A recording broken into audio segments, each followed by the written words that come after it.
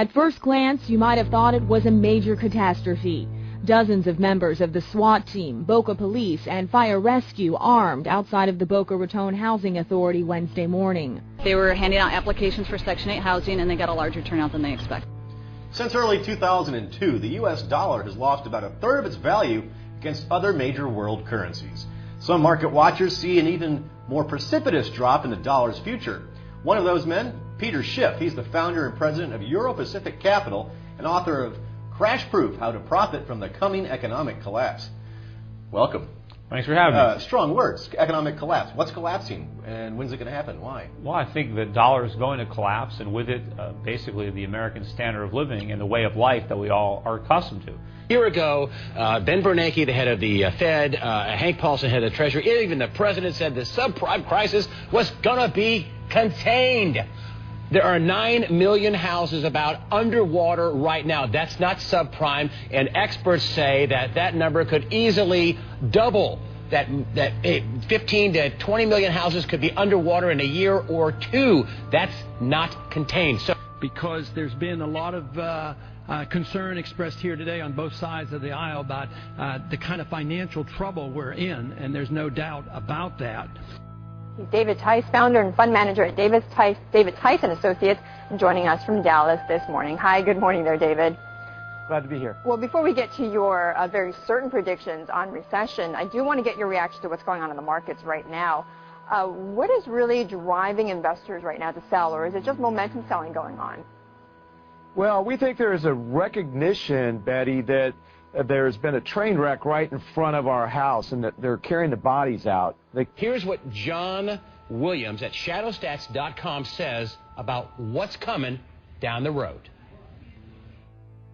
Where are we going?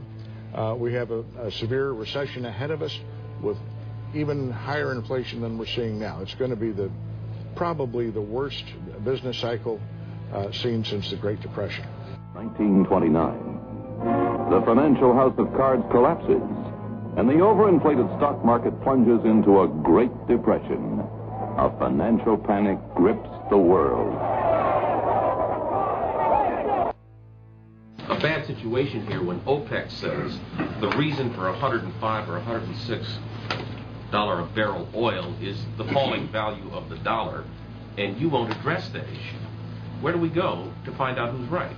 Well, as he just said, the Treasury Secretary is where you go to talk about the dollar. It's a long-standing policy that predates this administration, and I'm not going to change it today. But Treasury can talk about it. I don't expect you to change it, but I do expect you to be able to say whether OPEC is completely wrong about this, or whether there is at least something to their claim that the dollar is responsible for the high price of oil right now. Wendell, I'm under strict instructions and have been from the beginning to not talk about the dollar, and I'm not going to get fired to satisfy your question. I expect that.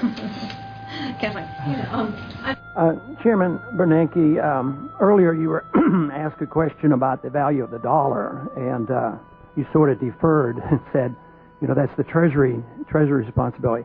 I always find this so fascinating because it's been going on for years. Your predecessor would always use that as an excuse to not talk about the value of the dollar. But here I find the chairman of the Federal Reserve, who's in charge of the dollar, in charge of the money, in charge of what the money supply is going to be. But we don't deal with the value of the dollar. But you do admit you have a responsibility for prices. But how can you separate the two? Prices are a mere reflection of the value of the dollar. If you want to control prices, then you have to know the value of the dollar. But if you're going to avoid talking about the dollar, then all you can do then is deal with central economic planning. If we stimulate the economy, maybe there'll be production and prices will go down. It's a bad time for stocks. It's a bad time for bonds because of the higher inflation and what's going to be weakness in the dollar. That will tend to push the long-term rates higher, pressing down on bond prices. Sell stocks. Very simple. Cash. You want to be liquid, you want to be safe, and I'd hold a little bit of gold as a hedge against inflation. In Japan, France, Britain, always the unemployed, the soup kitchens, the grinding poverty, and the despair. You know what Robert Shiller at Yale University, the famous economics professor up there who does the Case-Shiller report, Sure. Amazingly, he says the same thing. So does Nuriel Robini over at NYU, saying the same thing. These aren't a bunch of kooks. These are guys who are educated. These are guys who are looking far out into the economy that say, look out, there's a big pie coming in your face. Allie. A near riot broke out in Fresno early this morning where hundreds had gathered outside a Best Buy waiting for it to open. When the store announced they only had 34 PlayStation game systems, the crowd charged. 2 arrests were made, people were trampled, but no serious injuries. Not so lucky was Craig Weston. I lay on the ground getting trampled. He was sent to the hospital with a dislocated jaw and bruised face. His head was thrown into this flagpole while fighting a crowd of 50 outside a Wisconsin Walmart for a place in line. No one will be able to be armed. We will take all weapons. It was a human drama with emotions and tensions running high. Patty Connie is still trying to recover physically and emotionally. They really did a number on me. From the day police forced her from her home. It was traumatic. All of a sudden, they were banging on the front door, the side door, and the back door. They said, let us in. Patty tried to explain. She was on dry land, she had plenty of food and water, and didn't want to abandon her dogs. But it didn't matter. If you see 6 or 8 police that look like linebackers pushing you in a corner, you're in shock. I'm saying, look at all my food. I got plenty of food. They kept pushing me back, and ended up like this. Then, Patty showed them a small revolver she was carefully holding in the palm of her hand. A camera crew was there to capture what unfolded next. I said, it's not even loaded. And I dropped it on the floor. You got a gun? Well, they punched me in the face. Look at my black and blue marks. Look at what they did to me. They dragged me out of here. I really thought they were going to kill me. The scenario was a fake, but the pepper spray and billy clubs used to break up this riot were definitely real. WIG's ready up to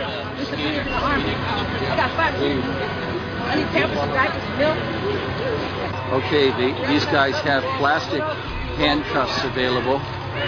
You see it in the gentleman's mouth right there. He's got a plastic handcuff. These are handcuffs that are used to control dissidents. You see he's turning it into a handcuff by looping one through the other. And they'll be used to put on.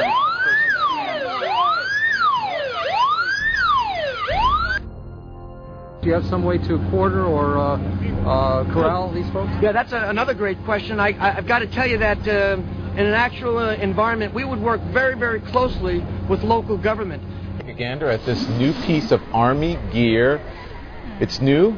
It looks harmless enough, right? Well, but it could light up like a Roman candle. Check that out. It's a crowd buster, a non-lethal way to take the fight out of an angry crowd. Watch it in action.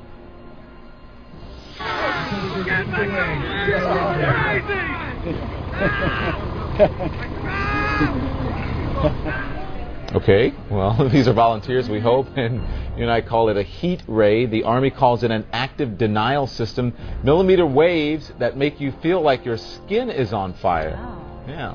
That woman lives there. Maybe her children are out sleeping. Saying, hey, they're going in there. I'm going to go in and rescue my kids, right? In the past, that might be interpreted as a hostile act.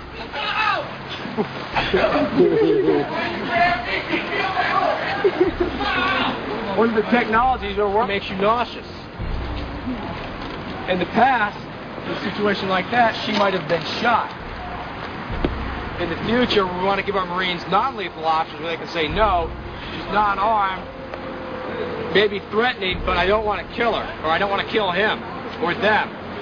Use your sound wave rifle, I guess you could call it, and down they go. If this was a domestic crisis like an earthquake or a fire, then we would be working very, very close and hand in hand with FEMA and the American Red Cross, for example. And they would be in here helping us, or we would be actually helping them.